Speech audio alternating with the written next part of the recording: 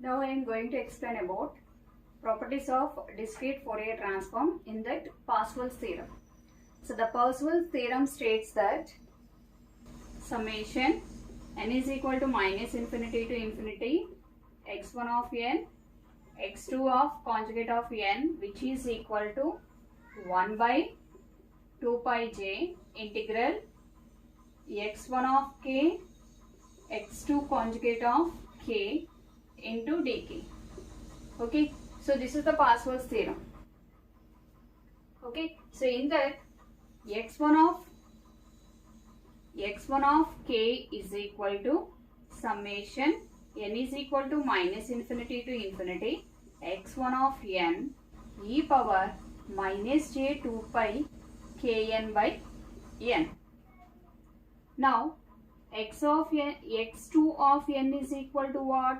1 by 2 pi j integral minus pi, you have to take the limits of minus pi to pi, x2 of k into x2 of k e power j 2 pi kn by n.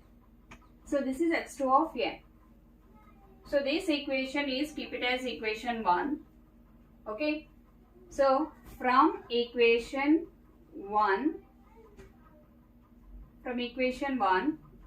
right hand side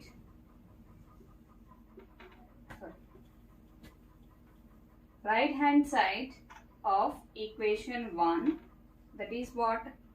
1 by 2 pi j integral minus infinity to infinity x1 of k into x2 of conjugate of k into dk.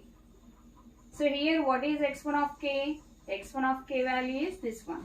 Then substitute 1 by 2 pi j integral. So you have to take the limits from minus pi to pi. x1 of k is what?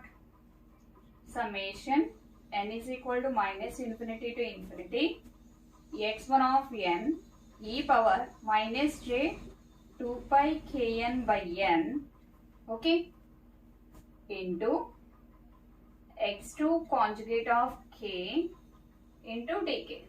Okay, now in this rearrange the terms. So this summation and x of n, you keep it out, then it becomes summation n is equal to minus infinity to infinity x1 of n, okay, then 1 by 2 pi j integral x2 conjugate of k into e power